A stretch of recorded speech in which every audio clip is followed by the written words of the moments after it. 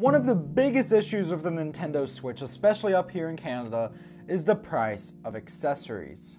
You want a new set of Joy-Cons? That's roughly $100. You want a new dock? That's also roughly $100. And if you want a new Switch Pro controller, that's also roughly $100. I know it's less in the States, but it just seems so expensive up here, especially when you can get controllers such as a DualShock 4 for the PlayStation 4 for only $40 or so. So I was at my local London Drugs recently. I saw something that seemed somewhat official. I mean, official enough to have Nintendo's logo slapped on it. And that was the HoriPad for the Nintendo Switch. It was only $30 compared to the almost $100 for the Pro Controller. So is this the affordable Pro Controller alternative that we're looking for, or is this one best to be avoided? Well, that's what we're going to find out in today's video. The joysticks on here, the analog sticks I should say, actually feel really good.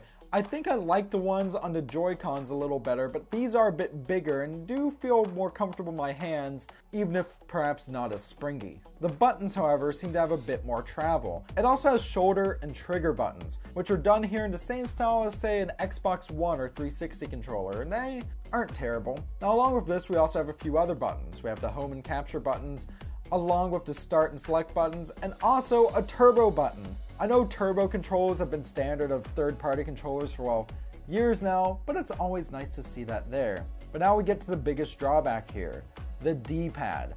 The D-pad feels really squishy and terrible, and I don't know why, but it felt very loose. Well, the real reason for that is because the D-pad actually comes off, and much like on the Joy-Cons, it's actually just 4 buttons. So instead of giving us a proper D-pad, which I feel is one of the big selling points of getting a Pro Controller, the HoriPad instead just has 4 buttons that feel just as off as the other buttons on this controller, and just puts a disc over them.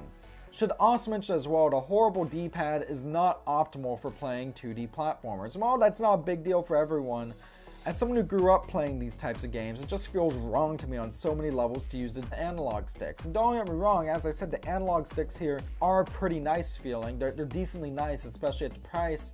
I want to play these type of games with the D-pad, and that's just not good here. It's really not the optimal way to play things, and that's the thing. I got this mainly because I want a cheap alternative to the Pro Controller, but for the issues such as having no form of rumble whatsoever, the weird additional bits of travel on the buttons, and then not even having a proper D-pad, even at the $30 price, it's not worth it. If you don't feel like getting Joy-Cons and want this generation's equivalent to a Mad Catz controller that, you know, something to give your little brother or your friend that you don't really care for while you're playing Mario Kart or Smash Brothers, this is your controller, but, well, this one's just one that you should probably pass on.